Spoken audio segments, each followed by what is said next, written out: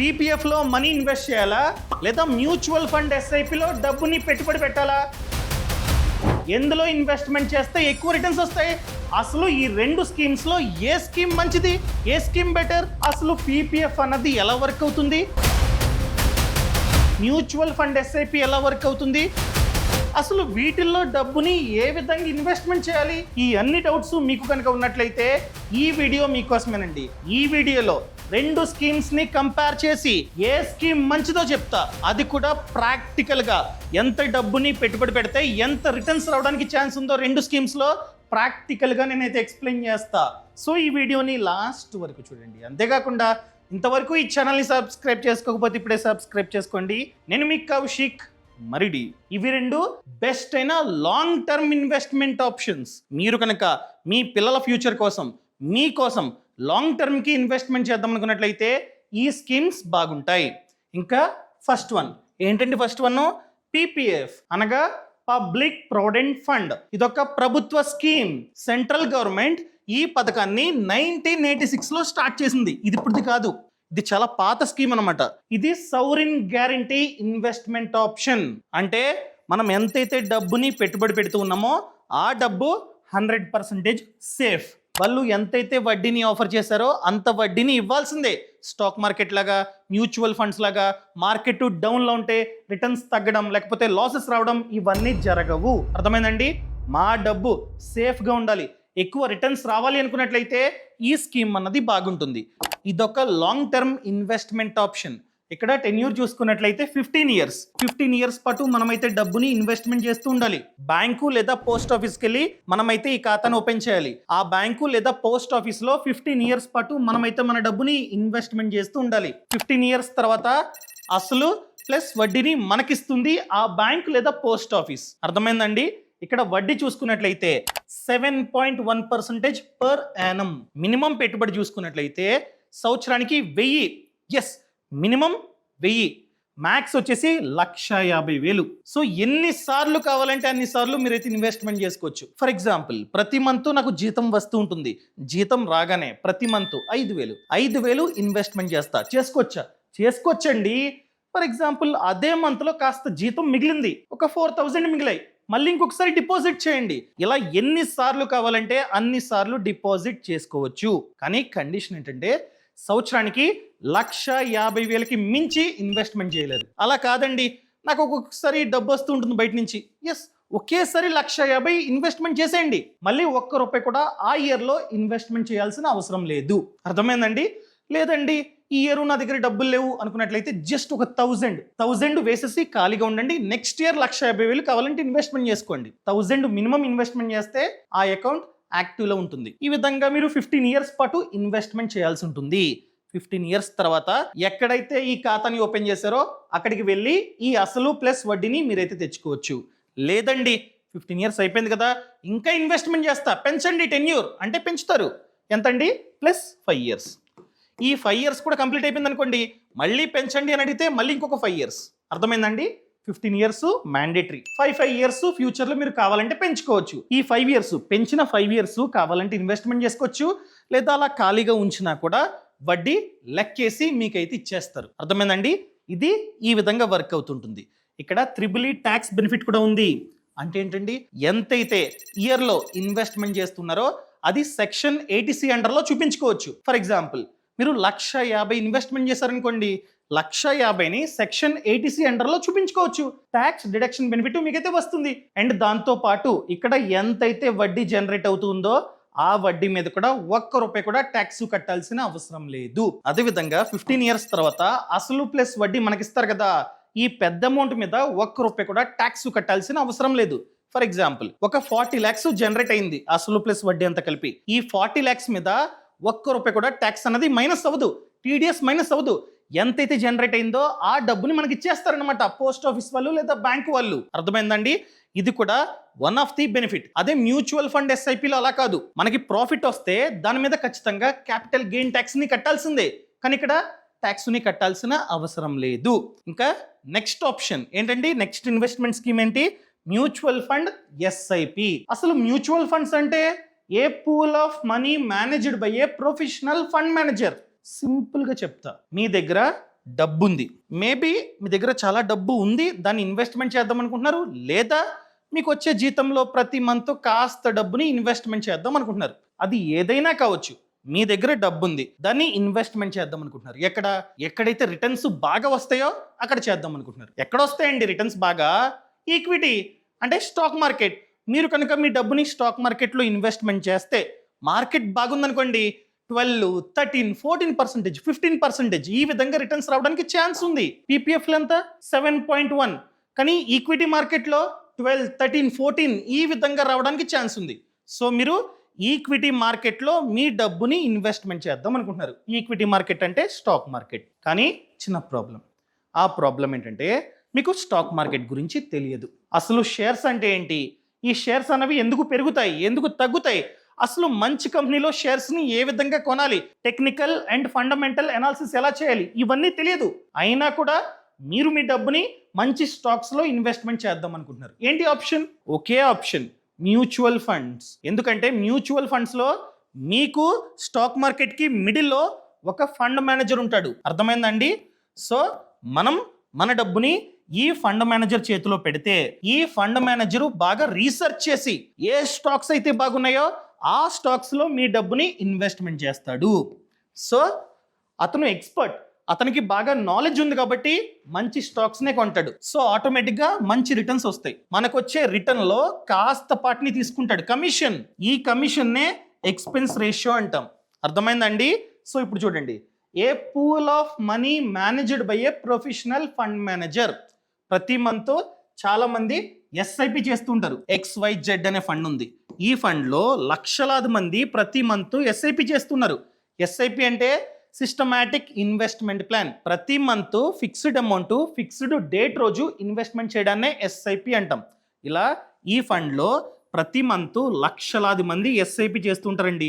ఈ లక్షలాది డబ్బు ఫండ్ మేనేజర్ చేతికి వెళ్తుంది. ఒకవేళ మనం కనుక ఈక్విటీ మ్యూచువల్ ఫండ్లో ఇన్వెస్ట్మెంట్ చేస్తే మనం ఇన్వెస్ట్మెంట్ చేసిన డబ్బుని ఈక్విటీ మార్కెట్లో పెడతాడు, అంటే స్టాక్ మార్కెట్లో. ఇంతకుముందు చెప్పాను కదా, బాగా రీసెర్చ్ చేసి మంచి స్టాక్స్ని కొంటాడు. అదే మనం కనుక డెట్ మ్యూచువల్ ఫండ్స్ని చూస్ చేసుకుంటే డెట్ ఇన్స్ట్రుమెంట్స్లో ఎక్కువ డబ్బుని పెడతాడు. అర్థమైందండి? ఇలా మన డబ్బుని ఒకరు మేనేజ్ చేయడాన్నే మ్యూచువల్ ఫండ్స్ అంటాం. క్లియర్? ఈ మ్యూచువల్ ఫండ్స్లో చాలా టైప్స్ ఉంటాయి. ముఖ్యంగా చూసుకున్నట్లయితే ఈక్విటీ ఫండ్స్. మ్యూచువల్ ఫండ్స్లో ఈక్విటీ ఫండ్స్ ఉంటాయి, డెట్ ఫండ్స్ ఉంటాయి, హైబ్రిడ్ ఫండ్స్ ఉంటాయి. First one equity funds. గుర్తుపెట్టుకోండి, ఈక్విటీ అంటే స్టాక్ మార్కెట్. మీరు కనుక ఈక్విటీ ఫండ్స్ని చూస్ చేసుకున్నట్లయితే ఫండ్ మేనేజర్ ఎక్కువ డబ్బుని ఈక్విటీలో పెడతాడు, అనగా స్టాక్ మార్కెట్లో పెడతాడు. స్టాక్ మార్కెట్లో కాస్త రిస్క్ ఉంటుంది కనుక రిటర్న్స్ కూడా మంచిగా వస్తాయి. సో ఇక్కడ ఈక్విటీ మ్యూచువల్ ఫండ్స్లో 12% నుండి 15% వరకు రిటర్న్స్ రావడానికి ఛాన్స్ ఉంది. అది కూడా లాంగ్ టర్మ్కి 10 years, 15 years, 20 years ఈ విధంగా ప్లాన్ చేసుకుంటే ఈ రేంజ్లో రిటర్న్స్ రావడానికి ఛాన్స్ ఉంది. మళ్ళీ ఈక్విటీ మ్యూచువల్ ఫండ్స్లో ఇంకొన్ని టైప్స్ ఉన్నాయి. ఏంటంటే అవి, ఒకటి large cap funds, mid cap funds, small cap funds, multi cap funds, etcetera etcetera. Large cap funds అంటే ఒకవేళ మీరు కనుక లార్జ్ క్యాప్ ఫండ్లో ఇన్వెస్ట్మెంట్ చేస్తే ఫండ్ మేనేజరు ఎక్కువ డబ్బుని లార్జ్ క్యాప్ స్టాక్స్లో ఇన్వెస్ట్మెంట్ చేస్తాడు. అంటే ఈక్విటీ మార్కెట్లో ఉన్నటువంటి, స్టాక్ మార్కెట్లో ఉన్నటువంటి లార్జ్ క్యాప్ కంపెనీస్ యొక్క స్టాక్స్ని ఎక్కువగా కొంటాడు. అదే మీరు కనుక మిడ్ క్యాప్ ఫండ్స్లో ఇన్వెస్ట్మెంట్ చేస్తే ఎక్కువ డబ్బుని మిడ్ క్యాప్ స్టాక్స్లో ఇన్వెస్ట్మెంట్ చేస్తాడు. స్మాల్ క్యాప్ అయితే స్మాల్ క్యాప్ స్టాక్స్లో ఇన్వెస్ట్మెంట్ చేస్తాడు. అదే మనం కనుక మల్టీ క్యాప్ ఫండ్లో ఇన్వెస్ట్మెంట్ చేస్తే ఫండ్ మేనేజరు కాస్త లార్జ్ క్యాప్లో, కాస్త మిడ్ క్యాప్లో, కాస్త స్మాల్ క్యాప్లో ఇన్వెస్ట్మెంట్ చేస్తాడు. అదే మనం కనుక ఈఎల్ఎస్ఎస్ ఫండ్స్లో ఇన్వెస్ట్మెంట్ చేస్తే ఫండ్ మేనేజరు ఎక్కువ డబ్బుని ఈక్విటీ మార్కెట్లో పెడతాడు. ఈఎల్ఎస్ఎస్ అంటే tax saving funds. Section 80C వర్తిస్తుంది. ఎంతైతే ఇన్వెస్ట్మెంట్ చేశారో దాన్ని సెక్షన్ 80C అండర్లో చూపించుకోవచ్చు. కానీ ఈఎల్ఎస్ఎస్ ఫండ్స్లో లాక్ ఇన్ పీరియడ్ ఉంటుంది. ఎంత? 3 years. 3 years వరకు ఆ డబ్బుని తీసుకోవడానికి లేదు. మిగతా అన్ని ఫండ్స్లోని మీరు ఇన్వెస్ట్మెంట్ చేసిన డబ్బుని ఎప్పుడైనా తీసుకోవచ్చు. 1 year లోపు తీసుకుంటే ఎగ్జిట్ లోడ్ పడుతుంది. 1 year తర్వాత అది కూడా పడదు, నచ్చినప్పుడు తీసుకోవచ్చు. కానీ తీసుకోకుండా లాంగ్ టర్మ్ వరకు ఇన్వెస్ట్మెంట్ చేస్తేనే మంచిది. రెండో చూసుకున్నట్లయితే డెట్ ఫండ్స్. డెట్ అంటే ఫండ్ మేనేజర్ ఎక్కువ డబ్బుని డెట్ ఇన్స్ట్రుమెంట్స్లో పెడతాడు. డెట్ ఇన్స్ట్రుమెంట్స్ అంటే గవర్నమెంట్ బాండ్స్ కావచ్చు, ట్రెజరీ బిల్స్ కావచ్చు, కమర్షియల్ పేపర్స్ కావచ్చు, గవర్నమెంట్ సెక్యూరిటీస్ కావచ్చు, ఎక్సెట్రా ఎక్సెట్రా. ఇక్కడ రిస్క్ అన్నది ఉండదు. రిస్క్ ఉండదు కనుక రిటర్న్స్ కూడా తక్కువ. ఎంత? 5% నుండి 7% వరకు జనరేట్ కావడానికి ఛాన్స్ ఉంది. 5 to 7 అంటే చాలా తక్కువ. దీనికన్నా పీపీఎఫ్ బెటర్ కదా. సో వీటిల్లో ఇన్వెస్ట్మెంట్ చేయడం అంత మంచిది కాదు. ఒకవేళ మీరు కనుక చాలా షార్ట్ టర్మ్కి ఇన్వెస్ట్మెంట్ చేసుకుందాం అనుకున్నట్లయితే ఇవి సెట్ అవుతాయి. సో వీటిల్లో మళ్ళీ టైప్స్ చూసుకున్నట్లయితే liquid funds, short term funds, guild funds, etcetera etcetera. అర్థమైందండి? ఇంకా థర్డ్ వన్ చూసుకున్నట్లయితే హైబ్రిడ్ మ్యూచువల్ ఫండ్స్. పేర్లో ఉంది హైబ్రిడ్ అంటే ఇక్కడ ఫండ్ మేనేజరు మీరు ఎంతైతే డబ్బుని ఇన్వెస్ట్మెంట్ చేశారో ఆ డబ్బులో హాఫ్ వచ్చేసి ఈక్విటీ, హాఫ్ డెట్ అనమాట. ఈ రెండిటిలో కలిపి ఇన్వెస్ట్మెంట్ చేయడాన్నే హైబ్రిడ్ ఫండ్స్ అంటాం. అర్థమైందండి? ఇది ఈ విధంగా వర్క్ అవుతుంటుంది. అంటే మ్యూచువల్ ఫండ్స్లో ఇవి 3 టైప్సే కాదు, ఇంకొన్ని టైప్స్ ఉన్నాయి. కానీ వీటిల్లో చాలా మంది ఇన్వెస్ట్మెంట్ చేస్తుంటారు, అందుకని ఇవి 3 చెప్పా. క్లియర్? ఇంకా ఈ మ్యూచువల్ ఫండ్స్లో ఎలా ఇన్వెస్ట్మెంట్ చేయాలి? ఆఫ్లైన్లో చేసుకోవచ్చు, ఆన్లైన్.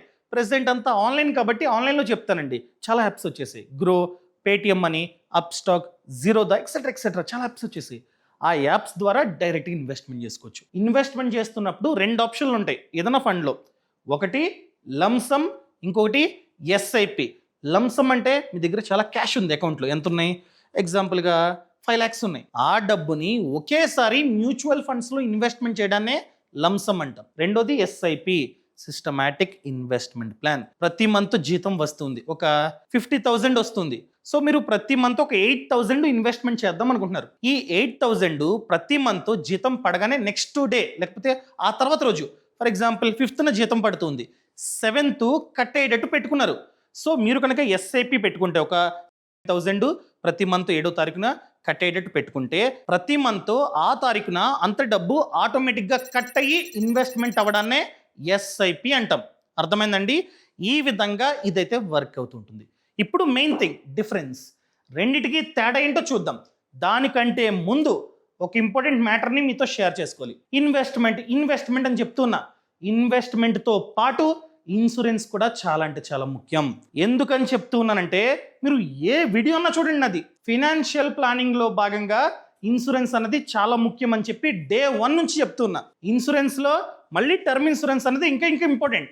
మీ మీద డిపెండ్ అయ్యి ఎవరైనా ఉన్నారా?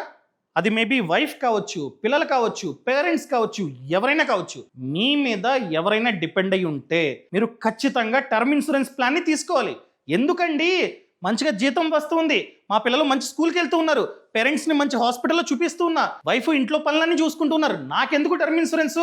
మీకు ఏం కాదని గ్యారంటీ ఉందా? పొరపాటున మీకు ఏదైనా రిస్క్ అయితే అనగా ఏదైనా కారణం చేత మనం లేకపోతే మన ఫ్యామిలీ సిచ్యువేషన్ ఏంటి? ఇప్పుడు సంపాదిస్తున్నాం, వాళ్ళు హ్యాపీగా ఉన్నారు, మనం లేకపోతే ఆల్రెడీ అప్పు చేసి ఉంటాం, హోమ్ లోన్ తీసుకుని ఇల్లు కొనుక్కుని ఉంటాం, కార్ లోన్ తీసుకుని కార్ని కొనుక్కుని ఉంటాం. రేపు పొద్దున్న ఈఎంఐస్ ఎవరు కడతారు? రేపు మన ఫ్యామిలీ కనుక ఈఎంఐస్ కట్టకపోతే బ్యాంక్ వచ్చి స్వాధీనం చేసుకుంటుంది, ఇంటిని స్వాధీనం చేసుకుని ఆక్షన్లో పెట్టుకుంటుంది. అప్పుడు మన ఫ్యామిలీకి ఇల్లు ఉండదు. సో ఇవన్నీ ఆలోచించి మనం ఖచ్చితంగా బ్రతుకున్నప్పుడే టర్మ్ ఇన్సూరెన్స్ ప్లాన్ని తీసుకోవాలి. ముఖ్యంగా ఎవరి మీద అయితే డిపెండెన్స్ ఉన్నారో వాళ్ళు ఖచ్చితంగా తీసుకోవాలి. ఎగ్జాంపుల్గా మీరు 2 కోట్ల టర్మ్ ఇన్సూరెన్స్ ప్లాన్ని తీసుకున్నారు మంచి కంపెనీ వద్ద. రేపు మనకి కనుక రిస్క్ అయిందనుకోండి, ఆ బీమా సంస్థ మన కుటుంబానికి 2 కోట్లు ఇస్తుంది. ఎగ్జాంపుల్గా 1 కోటి హోమ్ లోన్ అవుట్ స్టాండింగ్ ఉన్నా కూడా మీ ఫ్యామిలీ ఈ 2 CRలో 1 CR కట్టేసినా కూడా ఇంకో 1 CR ఉంటుంది, 1 కోటి ఉంటుంది. ఆ కోటితో మీ ఫ్యామిలీ ఆర్థికంగా బ్రతకొచ్చు, ఇబ్బంది పడదు కదా ఫ్యూచర్లో మీరు లేకపోయినా కూడా ఆర్థికంగా. సో తీసుకోవడం చాలా మంచిది. మీరు అడగొచ్చు ఎక్కడ తీసుకోవాలి, ఎలా తీసుకోవాలి? చాలా కంపెనీస్ ఉన్నాయి. ప్రెసెంట్ మార్కెట్లో వన్ ఆఫ్ ది బెస్ట్ అనే కంపెనీ చూసుకున్నట్లయితే యాక్సిస్ మ్యాక్స్ లైఫ్ ఇన్సూరెన్స్. అంటే మిగతావి బాలేదని కాదు, మిగతావి కూడా బాగున్నాయి, వాటితో పాటు ఇది కూడా బాగుంది. సో నేను కింద డిస్క్రిప్షన్లో పక్కన కామెంట్స్లో లింక్ ఇచ్చా. ఆ లింక్ను క్లిక్ చేస్తే ఈ విధంగా ఓపెన్ అవుతుంది. ఇదిగోండి యాక్సిస్ మ్యాక్స్ లైఫ్ ఇన్సూరెన్స్. ఇక్కడ క్లెయిమ్ సెటిల్మెంట్ రేషియో చూసుకున్నట్లయితే 99.7 విచ్ ఈస్ వెరీ గుడ్. ఎప్పుడైనా సరే క్లెయిమ్ సెటిల్మెంట్ రేషియో 95% కంటే ఎక్కువ ఉండాలి. అసలు ఏంటి క్లెయిమ్ సెటిల్మెంట్ రేషియో అంటే? 100 మంది క్లెయిమ్కి అప్లై చేస్తే 100 మందిలో ఎంతమందికి క్లెయిమ్ ఇచ్చింది ఇన్సూరెన్స్ కంపెనీ చెప్పేదే క్లెయిమ్ సెటిల్మెంట్ రేషియో. 100 మంది అప్లై చేస్తే 99 మందికి క్లెయిమ్ వచ్చిందంట ఈ కంపెనీలో, విచ్ ఇస్ గుడ్. అండ్ దాంతోపాటు సాల్వెన్సీ రేషియో ఇది 150% కంటే ఎక్కువ ఉండాలి. ఈ కంపెనీలో 190% ఉంది. అండ్ దాంతోపాటు ఎసెట్ మేనేజ్డ్, అసలు ఈ కంపెనీ వద్ద ఎంత డబ్బు ఉంది, ఎంత డబ్బుని మేనేజ్ చేస్తుంది. ఇక్కడ చూసుకున్నట్లయితే 1.5 lakh crore.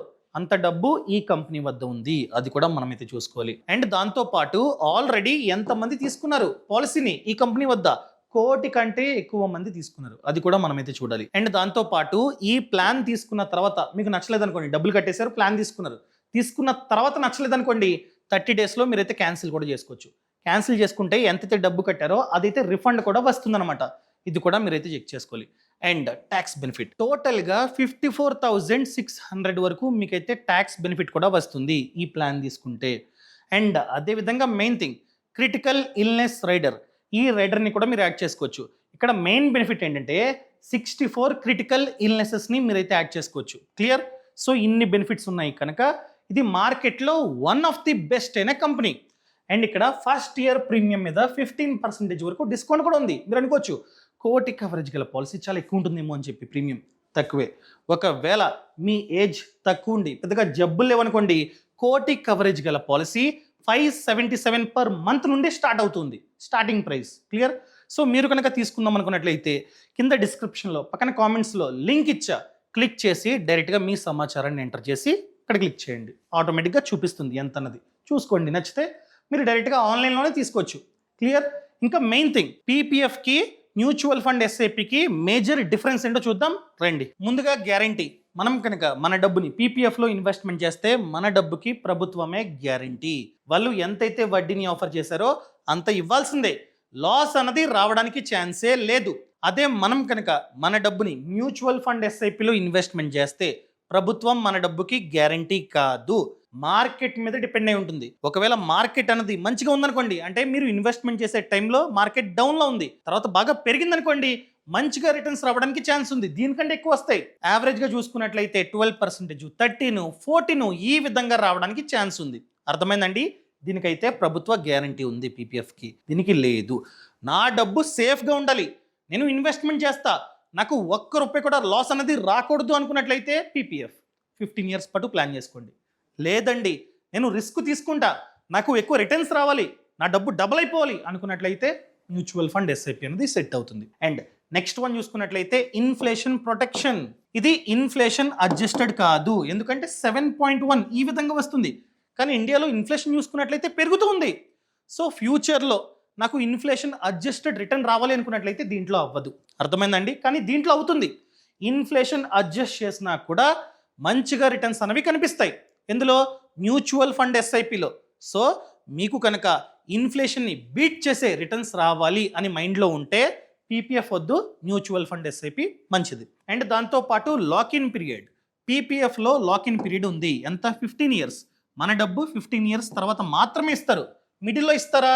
కొన్ని కారణాల చేత ఇస్తారు. అండ్ మిడిల్లో కావాలంటే లోన్ తీసుకోవచ్చు, లేదా కాస్త డబ్బుని విత్డ్రా చేసుకోవచ్చు, అంతేగాని మొత్తం డబ్బు కావాలంటే ఇవ్వరు. ఒకవేళ మనం చనిపోతే అప్పుడు డబ్బంతా, అసలు ప్లస్ వడ్డీ అంతా కలిపి మన ఫ్యామిలీకి ఇస్తారు. అండ్ కొన్ని కారణాల చేత మనం బ్రతుకున్నా కూడా తీసుకోవచ్చు. ఏంటి? ఎడ్యుకేషన్, అంటే పిల్లల చదువు కోసం తీసుకోవచ్చు, మొత్తం ఎవరు కాస్త ఇస్తారు. అండ్ హెల్త్ బాగాలేదండి, హాస్పిటల్ అడ్మిట్ చేశారంటే ప్రూఫ్ చూపిస్తే ఇస్తారు. అండ్ పిల్లల పెళ్ళి, ఈ కారణం చేత డబ్బు ఇస్తారు, మొత్తం ఎవరు. కానీ ఇందులో అలా కాదు, లాక్ ఇన్ పీరియడ్ లేదు, ఎప్పుడు కావాలంటే అప్పుడు తీసుకోవచ్చు. ఫర్ ఎగ్జాంపుల్ ఈ రోజు ఇన్వెస్ట్మెంట్ చేసి ఒక 10 డేస్ తర్వాత కావాలన్నా తీసుకోవచ్చు, కానీ అది తప్పు. మీరు కనుక షార్ట్ టర్మ్కి ప్లాన్ చేసుకుంటున్నట్లయితే మ్యూచువల్ ఫండ్స్ కరెక్ట్ కాదు. అర్థమైందండి? షార్ట్ టర్మ్కి అయితే మ్యూచువల్ ఫండ్స్లోనే డెట్ ఫండ్స్ అనేవి బెటర్, ఈక్విటీ ఫండ్స్ అనేది బెటర్ కాదు. నేను చెప్పేది, ఈ వీడియో మొత్తంలో నేను చెప్పేది ఈక్విటీ మ్యూచువల్ ఫండ్స్ గురించి. ఈ ఈక్విటీ మ్యూచువల్ ఫండ్స్లోనే ఒక టైప్ ఆఫ్ మ్యూచువల్ ఫండ్ ఉంది, ఆల్రెడీ చెప్పా, ఈఎల్ఎస్ఎస్ అంటే ట్యాక్స్ సేవింగ్ ఫండ్. దీనికి మాత్రమే లాక్ ఇన్ పీరియడ్ ఉంది, అది కూడా 3 ఇయర్స్. 3 ఇయర్స్ వరకు మీ డబ్బుని తీసుకోవడానికి అవ్వదు. మిగతా అన్ని ఫండ్స్లోని ఎప్పుడు కావాలంటే అప్పుడు తీసుకోవచ్చు. 1 ఇయర్ లోపు అయితే ఎగ్జిట్ లోడ్ పడుతుంది, చూసుకోండి. 1 ఇయర్ తర్వాత ఆ లోడ్ కూడా పడదు. కానీ నేను చెప్పేది ఏంటంటే అంత షార్ట్ టర్మ్కి తీసే బలం అయితే ఇన్వెస్ట్మెంట్ చేయకండి, వీటిలో డెట్ మ్యూచువల్ ఫండ్స్లో ఇన్వెస్ట్మెంట్ చేసుకోండి. ఇంకా మెయిన్ థింగ్ అండి, ట్యాక్స్ బెనిఫిట్. ఆల్రెడీ చెప్పా, పీపీఎఫ్కి EEE ట్యాక్స్ బెనిఫిట్ ఉంది, సెక్షన్ 80C వర్తిస్తుంది. అండ్ ఫ్యూచర్లో మనకు వచ్చే వడ్డీ మీద అండ్ మెచ్యూరిటీ అమౌంట్ మీద 1 రూపాయి కూడా ట్యాక్స్ అన్నది కట్ అవ్వకుండానే డబ్బు వస్తుంది. కానీ మ్యూచువల్ ఫండ్స్లో మనం ఎంతైతే గెయిన్ని సంపాదించామో, గెయిన్ అంటే రిటర్న్, ఆ గెయిన్ మీద ఖచ్చితంగా క్యాపిటల్ గెయిన్ ట్యాక్స్ని కట్టాల్సిందే. ఒకవేళ మీరు కనుక 1 ఇయర్ అంటే ఇన్వెస్ట్మెంట్ చేసిన 1 ఇయర్ లోపే తీసేస్తున్నారు డబ్బుని, అయినా కూడా మీకు ప్రాఫిట్ వచ్చింది, గెయిన్ వచ్చింది. ఆ గెయిన్ మీద ఖచ్చితంగా 20% short term capital gain tax కట్టాల్సిందే.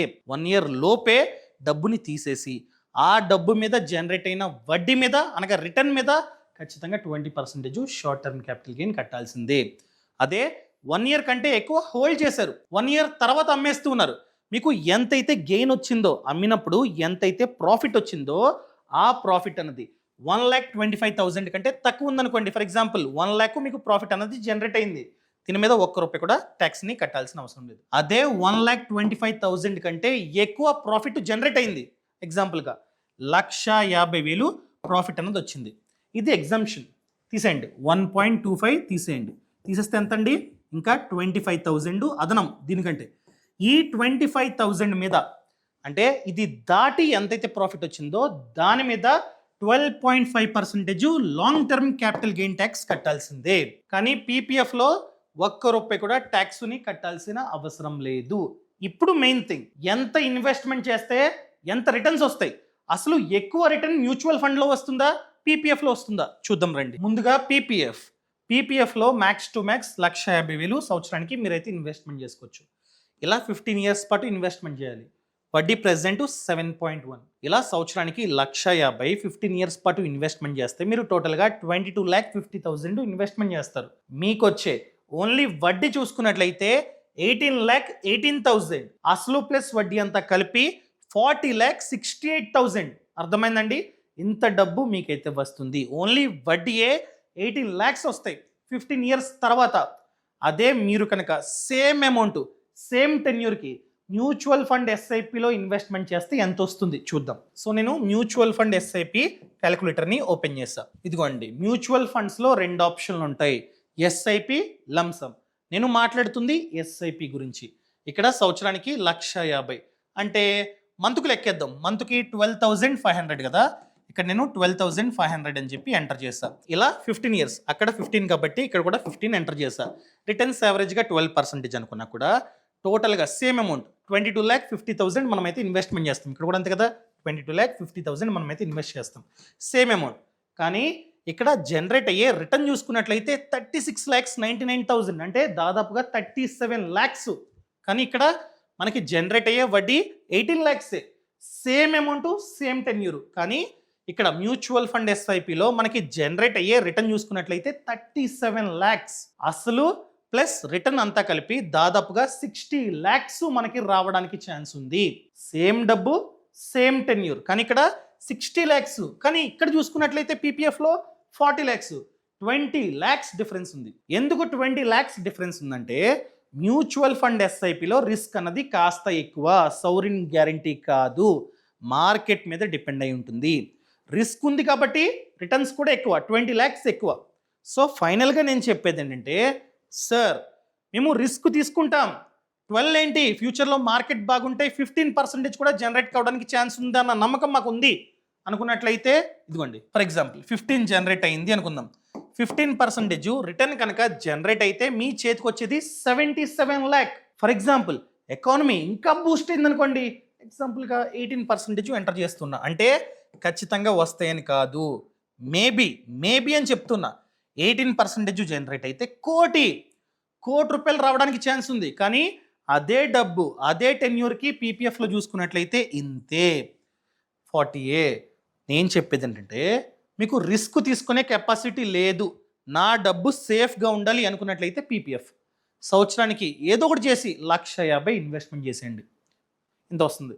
లేదా మాకు రిస్క్ తీసుకునే కెపాసిటీ ఉంది అనుకున్నట్లయితే మ్యూచువల్ ఫండ్ ఎస్ఐపి, నేను 18 అని చెప్పను కానీ 15, ఇదే స్టాండర్డ్. మీకు ఇంత డబ్బు జనరేట్ కావడానికి ఛాన్సులు ఉన్నాయని చెప్తున్నా, మార్కెట్ మీద డిపెండ్. అర్థమైందండి? మీకు సౌరిన్ గ్యారంటీ కావాలంటే పీపీఎఫ్, లేదు రిస్క్ తీసుకుంటానంటే ఇది. నన్ను అడిగినట్లయితే ఎలాగో మినిమం సంవత్సరానికి 1,000 కాబట్టి మీరు మ్యూచువల్ ఫండ్ ఎస్ఐపి చేసుకుంటూ మంచిగా మీ కెపాసిటీని బట్టి ప్రతి మంత్ ఎస్ఐపి చేసుకుంటూనే పీపీఎఫ్లో కూడా ఇన్వెస్ట్మెంట్ చేస్తుండండి. టైం దొరికినప్పుడల్లా, అమౌంట్ మిగిలినప్పుడల్లా పీపీఎఫ్లో పడండి. ప్రతి మంత్ కాస్త డబ్బు ఆటోమేటిక్గా కట్ అయ్యి మ్యూచువల్ ఫండ్ ఎస్ఐపిలో ఇన్వెస్ట్మెంట్ అయిపోవాలి. అండ్ మంత్ ఎండ్లో ఏదైనా మిగిలితే దాన్ని తీసుకెళ్ళి పీపీఎఫ్లో పడండి. రెండు చేయండి, రెండు చేయమని నేను చెప్తా. అర్థమైందండి? ఇంతవరకు ఈ ఛానల్ని సబ్స్క్రైబ్ చేసుకోకపోతే దయచేసి సబ్స్క్రైబ్ చేసుకోండి. అండ్ ఎంతవరకు మీరు కనుక టర్మ్ ఇన్సూరెన్స్ని తీసుకోకపోతే కింద డిస్క్రిప్షన్లో పక్కన కామెంట్స్లో లింక్ ఇచ్చే టర్మ్ ఇన్సూరెన్స్ది ఖచ్చితంగా అది కూడా తీసుకోండి. Thank you so much. ఈ సమాచారం మీకు నచ్చినట్లయితే దయచేసి కామెంట్లో నచ్చింది అని చెప్పండి, నచ్చలేదని చెప్పండి. Thank you so much. Thanks for watching. జై Hind. Boss Wala. Be the boss.